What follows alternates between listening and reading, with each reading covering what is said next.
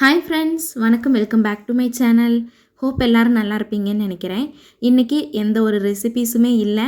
அதுக்கு பதிலாக என்னோடய கிச்சன் கவுண்டர் டாப்பை க்ளீன் பண்ணி எப்படி மேக் ஓவர் பண்ணலான்னு தான் பார்க்க போகிறோம்.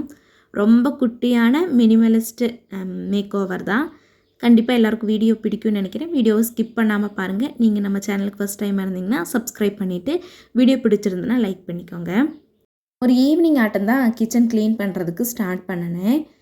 ஃபஸ்ட்டு வந்துட்டு வெஷல்ஸ் எல்லாம் வாஷ் பண்ணி வச்சுருந்தது அது எல்லாத்தையுமே எடுத்து அது இடத்துல வச்சுட்டு இந்த சைடு இருக்கிற, அதாவது இந்த எல் ஷேப்பில் ஒரு சைடு இருக்கிற எல்லாத்தையுமே மாற்றி இந்த பக்கம் சைடு வந்து வச்சுட்டேன். அதில் ஃபஸ்ட்டு அங்கே உள்ள பொருள் எல்லாமே க்ளீன் பண்ணிவிட்டு எடுத்து வச்சோன்னா க்ளீன் பண்ணின உடனே மேலே தூக்கி வச்சிடலாம். அதனால் மிக்ஸி தான் ஃபஸ்ட்டு க்ளீன் பண்ணினேன். நார்மல் தண்ணியில் துணியில் வந்துட்டு நனைச்சிட்டு அப்படியே நல்லா க்ளீன் பண்ணி விட்டுட்டேன். அதுக்கப்புறமா கவுண்டர் டாப்பில் இருந்தால் எண்ணெய் பாட்டிலு, உப்பு ஜாடி எல்லாத்தையுமே எடுத்து இந்த சைடு வச்சுட்டு கேஸ் ஸ்டவ்வில் இருந்த ஸ்டாண்ட் எல்லாமே எடுத்து கழுவுறதுக்காக போட்டாச்சு. இதெல்லாமே எடுத்து வச்சதுக்கப்புறமா கவுண்டர் டாப் வந்து ஃபுல்லாக கிளியராக இருந்துச்சு. அந்த இடத்துல அந்த ஸ்டவ் மட்டும்தான் இருந்துச்சு. இப்போ நார்மல் வாட்டரில் ஒரு க்ளாத்தை வந்துட்டு நனைச்சிட்டு சும்மா வந்து தொடச்சி விட்டுடலாம். இது எதுக்கு துடைக்கிறோன்னா நம்ம இன்னொருக்கா வந்து க்ளீன் பண்ணும்போது ஈஸியாக இருக்கும். இப்போ இது ஃபுல்லாக நல்லா வெட் பண்ணி விட்டுட்டோன்னா க்ளீன் பண்ணுறதுக்கு ஈஸியாக இருக்கும். அதுவும் இல்லாமல் இந்த எண்ணெய் பசையெல்லாம் இருக்கும், அது எல்லாமே நம்ம இந்த லிக்விட் போட்ட தண்ணியில் வாஷ் பண்ணும்போது அந்த எண்ணெய் பசை கூட சேர்ந்து ஒரு மாதிரி அழுக்கு வாசனை வர மாதிரி இருக்கும். ஃபஸ்ட்டு க்ளீன் பண்ணும்போது நார்மல் வாட்டரில் துணி நனைச்சிட்டு நல்லா தொடச்சி விட்டுட்டோன்னா வேலை வந்து கொஞ்சம் ஈஸியாக இருக்கும்.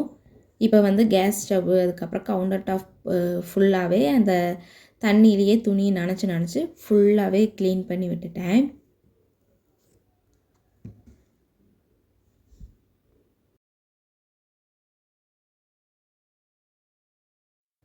நம்ம ஃபஸ்ட்டு துடைக்கும் போது நல்லா ஈரமாகவே இருக்கும் கவுண்டர் டாப்பெல்லாம்.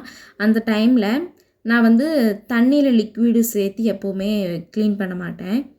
இந்த வாஷிங் லிக்விட் வந்துட்டு ஃபுல்லாக வந்துட்டு ஸ்ப்ரே பண்ணி விட்டதுக்கப்புறமா இது மாதிரி ஸ்க்ரப் பேட் எடுத்துகிட்டு கொஞ்சமாக சோப் எடுத்துக்கலாம். அதாவது பாத்திரங்கள் ஒரு சோப்பில் தான் இப்போ க்ளீன் பண்ணுறேன்.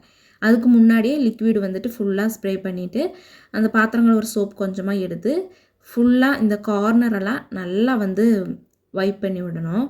ஏன்னா கார்னரில் தான் நிறைய அழுக்கு இருக்கும்.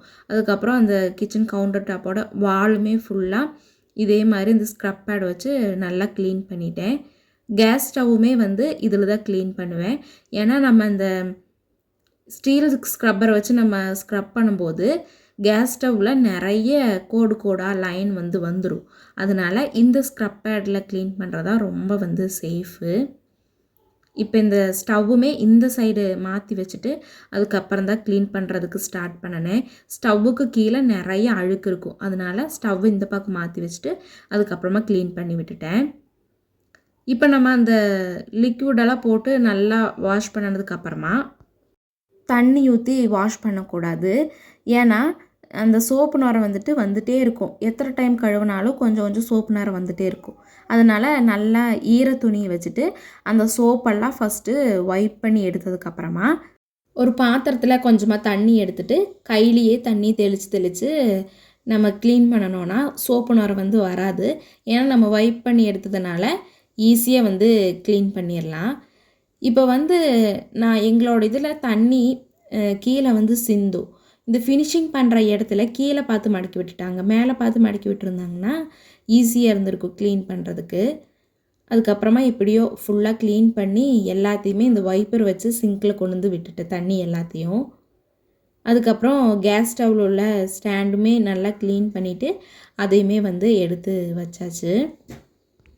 தண்ணி ஊற்றி க்ளீன் பண்ணதுக்கப்புறமா ட்ரை கிளாத் வச்சு துடைக்கிறதுனாலும் துடைக்கலாம். அப்படி இல்லைன்னா கொஞ்சம் நேரம் விட்டோம்னா அதையும் நல்லா காஞ்சிரும்.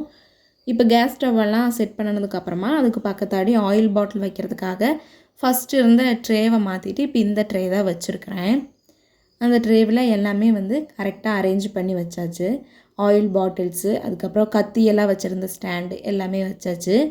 அதுக்கு பக்கத்தாடியே பனியாற்கல், தோசைக்கல், உப்பு ஜாடி, கல் உப்பு ஜாடியும் வந்து வச்சுட்டோன்னா அந்த இடம் வந்து சூப்பராக செட் ஆயிரும். ஸ்டவ்வோட இந்த சைடு இடிகல், ஃப்ளாஸ்க்கு, மணி பிளான்ட்டு அதெல்லாமே செட் பண்ணி வச்சதுக்கப்புறமா ஸ்ட்ரிப் லைட் வந்து ஃப்ளிப்கார்ட்டில் தான் ஆர்டர் போட்டு வாங்கியிருந்தேன்.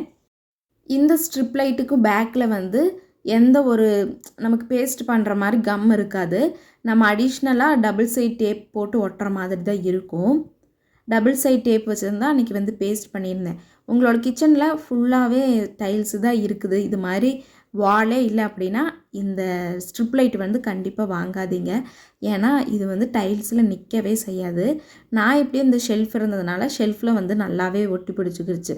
அதனால் ஷெல்ஃபில் தான் வந்து பேஸ்ட் பண்ணியிருந்தேன்.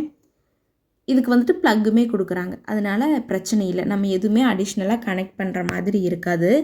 டபுள் சைட் டேப் மாத்திரம் வாங்கிட்டு ஒட்டிட்டோன்னா கடைசியாக இது மாதிரி தான் இருந்துச்சு. என்னோட குட்டி கிச்சன் மேக் ஓவர் எப்படி இருந்ததுன்னு மறக்காமல் கமெண்ட் பண்ணுங்கள். வீடியோ பிடிச்சிருந்தோன்னு லைக் பண்ணிவிட்டு சப்ஸ்கிரைப் பண்ணிக்கோங்க. தேங்க்ஸ் ஃபார் வாட்சிங்.